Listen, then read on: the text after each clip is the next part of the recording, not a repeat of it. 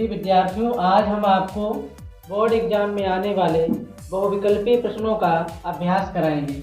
यानी कि बोर्ड परीक्षा में आप लोगों को 20 अंक के बहुविकल्पी प्रश्न मिलेंगे, जिन्हें OMR शीट मिलेगी। वहाँ पर आपको बिंदुओं को काला करना होगा जो आंसर होंगे। तो उसमें जो है उसी का एक मॉडल पेपर यहाँ बनाया है मैंने बोर्ड एग्जाम का, इसमें क्वेश्चनों को लिया गया है। यहाँ पर हम 20 क्वेश्चन कराएंगे आपको। तो अभी यहाँ पर हमारे पास जो है 7 क्वेश्चन है, इसके बाद अगला नेक्स्ट कराएंगे। पहला क्वेश्चन है, हर के 2 की power m into 5 power n के आधार पर ज्ञात कीजिए कि 1458 बटा 1250 का दशमलव प्रसार कितने स्थानों तक होगा। यानी 1458 को 1250 से भाग करें तो कितने स्थानों बार इसका दशमलव प्रसार का समाप्त हो जाएगा, यानी कितने स्थानों तक इसका भाग जाएगा। तो इसके लिए दशमलव प्रसार ज्ञात करने के लिए हम हर के अभाज्य गुणनखंड कर लेते हैं। सबसे पहले करेंगे इसका अभाज्य गुणनखंड। यहाँ एक चीज और, मैंने यहाँ पर रफ्तार के लिए जगह दी गई है। ऐसे ही आपको जो है बोर्ड एग्जाम में रफ्तार के लिए जगह एक पेज में बना लेनी है। वहाँ पर जो है आप रफ्तार करते रहिए। रफ्तार से आंसर को चेक करें पहले, फिर बाद में उसको उत्तर पुस्तिका पर लिखेंगे।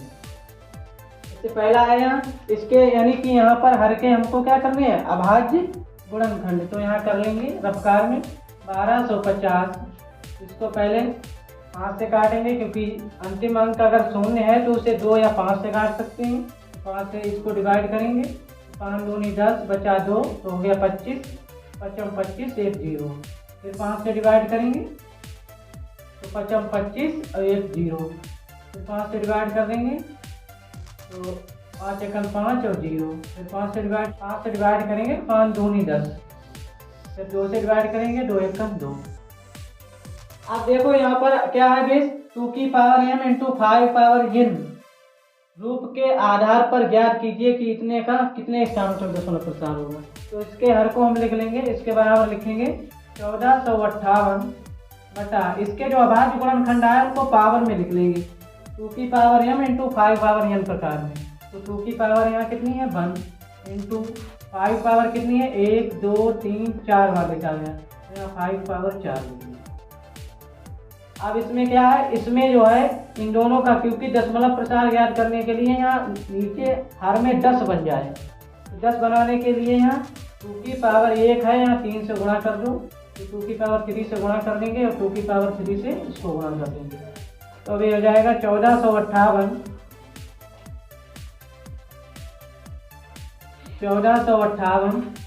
गुणे 2 का घन हो जाएगा 8 और नीचे पावर हो जाएगी 2 की पावर 3 और 1 कितनी हो गई 4।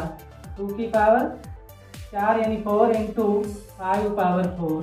तो इसको हम 1458 इंटू 8 बटा, अब इसे 2 की पावर 4 है 5 पावर 4 है समान है, तो इसे 2 इंटू 5 पावर 4 लिख लेंगे। तो 1458 इसकी 8 से गुणा कर दें, 8 और 64 के 4, 8 पंचे 40 और 6 46 का 6। फिर 8 चक्कू 32, 32 और 4 36 का 6, 8 एकन 8, 8 और 3 11 बटा ये हो जाएगा 10 की पावर 4। ये 5 दूनी 10 हो जाएगा 10 की पावर 4। यानी कि 1 के नीचे 4 जीरो रख देंगे, इसको सही क्रम से लिखेंगे। 11,664 बटा ये हो जाएगा 4 जीरो रख देंगे यहाँ, 10,000। अब 10,000 से जब भाग करेंगे तो ऊपर जो है इस 4 के बाद पॉइंट लग जाएगा, तो इसका आ जाएगा 1.1664। तो यहाँ पर कह रहा कितने दशमलव प्रसार कितने स्थानों तक होगा। तो दशमलव प्रसार 4 स्थानों तक होगा। यहाँ पर 4 अंक है, यहाँ पर कितने अंक हैं 4। तो इसका ऑप्शन हो जाएगा 4। 4 ऑप्शन सही है, उस आंसर में आपको लिखना है, अतः इसका विकल्प नंबर 4 सही है। तो इस प्रकार से मैंने आपको कंप्लीट बिल्कुल प्रोसेस करा दिया। वैसे आपको अगर जल्दी में क्वेश्चन करना है तो सीधे क्या कर देना है, इसके अभाज्य गुणनखंड कर देंगे। जो हर होता है यानी P/Q में जो संख्या लिखी होती है, तो हर का हम क्या करेंगे, सबसे पहले अभाज्य गुणनखंड। अभाज्य गुणनखंड जब हम कर लेंगे तो नीचे पावर 10 का बना लेंगे या 10 की पावर 4, जितनी 10 की पावर बन जाए उतने ही स्थानों तक इसका दशमलव प्रसार होगा। सबसे पहले जो है 10 की पावर बनाएंगे। नेक्स्ट अगला क्वेश्चन है सेकंड वाला। निम्न में से कौन सा सह अभाज्य संख्याओं का एक युग्म है? सह अभाज्य संख्याओं का युग्म देखना है। 4 ऑप्शन यहाँ पर दिए गए हैं। तो सह अभाज्य संख्याओं के बारे में हमको पता हो तभी हम सही से टिक कर पाएंगे। तो सह अभाज्य वह संख्याएं होती हैं जिनका मासा 1 होता है। कितना होता है? 1। तो इनमें यहाँ ऑप्शन दिए गए हैं, इनमें से सभी का हम मासा निकालेंगे सभी संख्याओं का। जिसका मासा 1 आएगा वही हो जाएगा हमारा अभाज्य संख्याओं का एक युग्म, सह अभाज्य संख्याओं का एक युग्म। देखो 14 और 35 है, तो 14 और 35 का अगर हम मासा निकालें तो कितना हो जाएगा? इसको दे सकते हैं 2 गुणे 7 और इसको 5 गुणे 7, तो 7 मासा है। तो मासा निकालने वही क्रम होता है। अभाज्य गुणनखंड करने के बाद देखते हैं कौन सा गुणनखंड उसमें उभयनिष्ठ है। जो गुणनखंड उभयनिष्ठ होता है उसी को मासा कहते हैं। तो उसमें 7 है, 7 है, दोनों में उभयनिष्ठ है, तो इसका मासा 7 है, अर्थात ये सह अभाज्य संख्या नहीं है। अगला दूसरा ऑप्शन चेक करते हैं। 18, 25, तो 18 और 25 के 18 के गुणनखंड करेंगे तो 3 आएंगे और 2 आएंगे। 18 के कर लेते साइड से ना।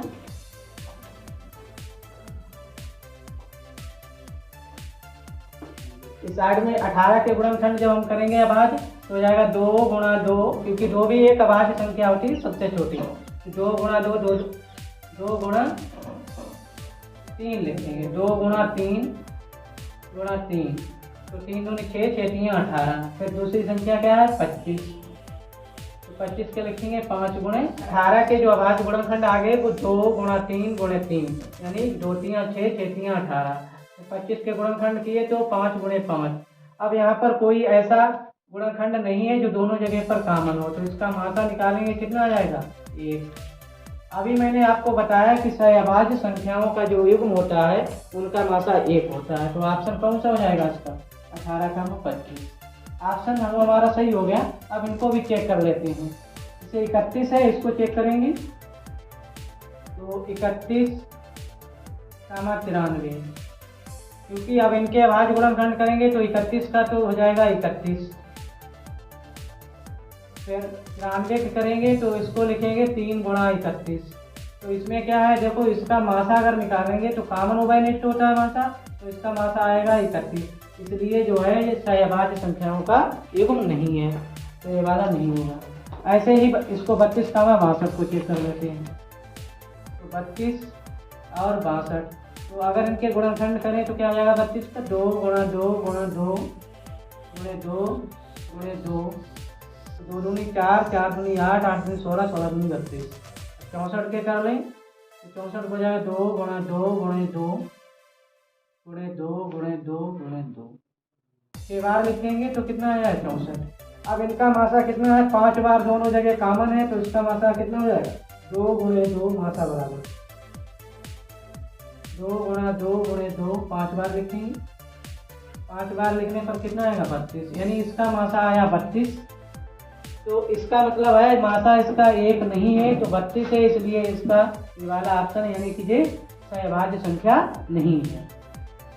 तो हमको सह अभाज्य संख्या बतानी थी, तो केवल एक ऐसा युग्म है जिसका मासा 1 है। कौन सा? 18, 25, यही सही ऑप्शन है। अगला नेक्स्ट थर्ड क्वेश्चन है। शांत दशमलव संख्या में व्यक्त हो सकने वाली परिमेय संख्या होगी, यानी कि यहाँ पर 4 ऑप्शन दिए गए हैं, इनमें से हमको वो संख्या छांटनी है जिसका दशमलव प्रसार शांत हो। तो दशमलव प्रसार शांत और अशांत चेक करने के लिए हम हर जो होती है, जो संख्या होता है उसके हर का अभाज्य गुणनखंड करते हैं। अगर उसके हर को 2 की पावर m यानी 5 पावर m, 2 की power m into 5 power n रूप के आधार पर लिखा जा सकता है, तो वो संख्या का दशमलव प्रसार शांत होगा, यानी वो संख्या पूरी पूरी कट जाएगी। तो ऐसे यहाँ पर चेक करते हैं सबका। पहले हर को चेक कर लेंगे केवल।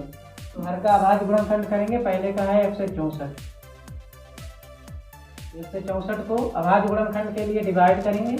2 से इसको डिवाइड करेंगे, 2 8 16 और 2 दूनी 4, फिर 2 से काटेंगे, 2 चौक 8, 2 एकम 2, फिर 41 एक अभाज्य संख्या है तो 41 से काट देंगे। तो इसके अभाज्य जो गुणनखंड होंगे वो हर को अगर लिखेंगे तो क्या लिखेंगे? 2 की पावर 2 इंटू 41, यानी कि ये 2 की power m into 5 power n प्रकार का नहीं है, यानी इसका दशमलव प्रसार शांत नहीं है। यानी यहाँ पर हमको चेक करना है जो शांत है वो वाला ऑप्शन यहाँ पर चेक करना है। तो अब दूसरा वाले के हर को चेक करेंगे। दूसरा वाले में है 30, तो 30 के बाद गुणनखंड कर लेंगे, 2 से काटेंगे तो 2 1 2 बचा, यहाँ 1 तो हो गए 10, 2 पंचे 10, 3 से डिवाइड करेंगे 15, तो 5 से काटेंगे 1, तो यहाँ हर को लिखेंगे, हर को तो 2 की पावर 1 इंटू 3 की पावर 1 इंटू 5 पावर 1। तो यहाँ भी देखो हर जो है वो 2 की power n into 5 power n का तो है, लेकिन यहाँ पर एक कोई अन्य संख्या भी है। अगर अन्य संख्या आ जाती है तो वो भी दशमलव प्रसार शांत नहीं होता है, यानी अशांत आवर्ती होता है, इसलिए ये वाला भी ऑप्शन। तीसरे ऑप्शन को चेक करते हैं।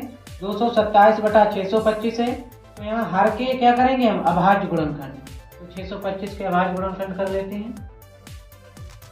5 इकाई का अंक है इसलिए 5 से कटेगा, 5 एकन 5 बचा 1, 12 हो जाएगा, तो 5 दूनी 10, तो 2 बचा तो 5 25, फिर 5 से काट लेते हैं।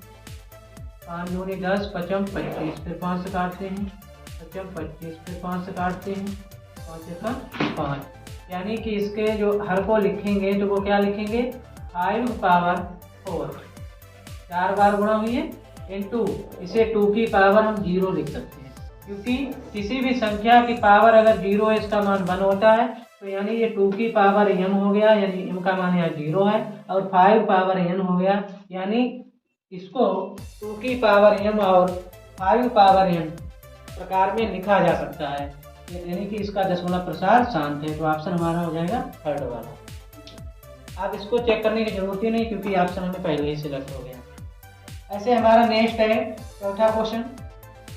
समीकरण युग्म 2x + y - 3 = 0 तथा x - y + 2 = 0 का हल होगा। ऑप्शन इसके है अद्वितीय हल है, अनेक हल है, कोई हल नहीं है और केवल 2 हल है। तो हल संबंधित प्रश्न सॉल्व करने के लिए हम इसमें फार्मूला एक लगाते हैं, a1/a2 = b1/b2 = c1/c2। उसको हम चेक करते हैं, उसी के आधार पर हमारे रिजल्ट आते हैं। तो इधर से हम अरेंज करके आपको बता रहे हैं।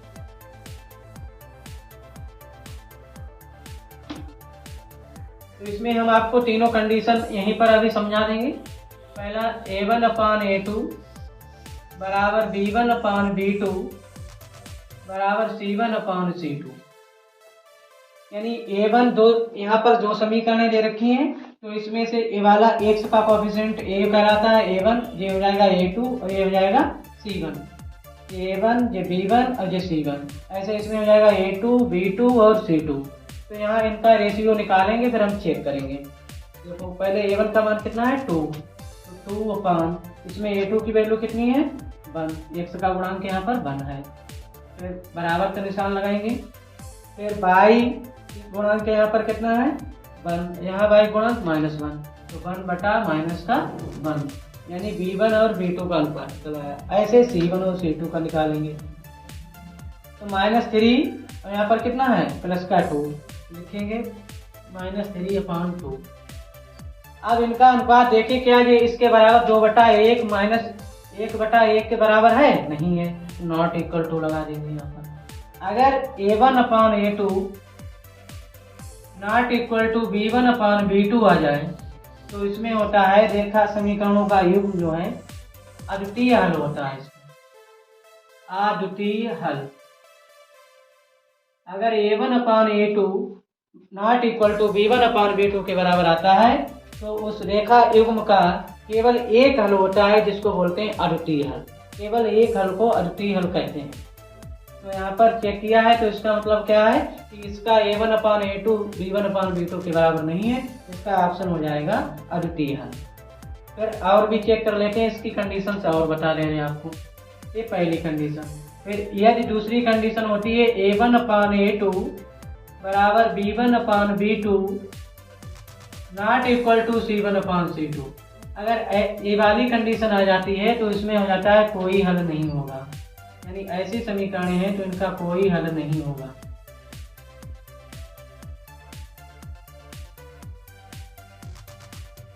फिर तीसरा इसका पॉइंट होता है, अगर A1/A2 बराबर B1/B2 बराबर C1/C2, अगर तीनों का रेशियो जो है वो एक समान आ जाए तो इसमें हम लिख देते हैं अनेक हल होंगे। जब रेखा युग्म के अनेक हल होते हैं, अनेक हल होंगे, तो इसमें हम लोगों ने चेक किया तो कितना आया, A1/A2 not equal to B1/B2, यानी इसका अद्वितीय हल यानी केवल एक हल है। फिर अगला नेक्स्ट क्वेश्चन हमारा है 5, समीकरण यानी रेखा युग्म, यानी दो समीकरणों के युग्म को रेखा युग्म कहते हैं। x + 3y + 5 = 0 तथा 2x + 6y + 16 = 0 का हल होगा। अभी मैंने आपको समझाया, यहाँ भी वही प्रोसेस करना है जो इससे पहले वाले क्वेश्चन में किया था, यानी A1/A2 बराबर B1/B2 बराबर C1/C2 चेक करना है। अगर इनका मान बराबर आया तो तीन कंडीशनें हैं, कोई भी जैसी कंडीशन बन जाएगी वैसे ऑप्शन हम मार देंगे। देखो पहले तो यहाँ पर A1 का मान कितना है 1, तो लिखेंगे 1। यहाँ पर A2 का मान कितना है 2, तो 1/2 बराबर निशान लगाएंगे। फिर यहाँ पर B1 का मान है 3, तो 3 बटा यहाँ B2 का मान है 6 बराबर यहाँ पर C1 का मान है 5 और C2 का मान है 16। तो इसको काटेंगे तो 3 एकम 3, 3 दूनी 6, यानी A1/A2 बराबर B1/2 आ गया, तो इसे लिख लेंगे B1/B2। फिर 5/16 है 1/2 के बराबर नहीं, तो नॉट इक्वल टू लगा देंगे, तो बराबर नॉट इक्वल टू C1/C2। तो ये कौन सी कंडीशन होती है, अभी मैंने बताई दूसरी सेकंड वाली, यानी इसका ऑप्शन हो जाएगा कोई भी हल नहीं होगा, तो ऑप्शन नंबर इसका हो जाएगा 3rd। अगला नेक्स्ट क्वेश्चन है हमारे पास, यदि समीकरण 2x² - 8x + c = 0 के मूल बराबर हैं तो c का मान होगा। जब किसी समीकरण के मूल बराबर होते हैं तो उसके विभक्त कर का मान 0 होता है। कितना होता है? 0 होता है। विभक्त कर निकालने का फार्मूला होता है b² - 4ac। तो यहाँ पर जो है हम समीकरण हमारे पास 2x² - 8x + c बराबर 0, तो इसके मूल बराबर है, तुम लिखेंगे मूल अगर बराबर है, मूल बराबर होने का प्रतिबंध, प्रतिबंध को कहते हैं कंडीशन यानी शर्त, यानी जिसम। तो शर्त होती है विभक्त कर को लिखते हैं d बराबर b² - 4ac। इसको विभक्त कर ऐसे ज्ञात किया जाता है, लेकिन यहाँ मूल बराबर है तो विभक्त कर का मान होता है 0। तो b का मान यहाँ पर है, जो x का गुणांक होता है वो b कहलाता है, तो b की वैल्यू है -8 का स्क्वायर -4। a का मान यानी x² का गुणांक a कहलाता है, तो ये हो जाएगा 2। फिर c का मान जो कांस्टेंट होता है, तो c का मान यहाँ पर कितना है c है, तो यानी कि c की वैल्यू निकालनी, इसलिए c का मान नहीं दिया है। फिर माइनस का वर्ग प्लस हो जाएगा, 8 का वर्ग 64 -4 दूनी 8c बराबर 0। अब 8c को उधर भेज दो तो 64 बराबर 8c, 8 से काट दो 8 × 8 = 64, तो c बराबर 8। तो ऑप्शन हमारा हो जाएगा 8, चौथा वाला ऑप्शन सही है।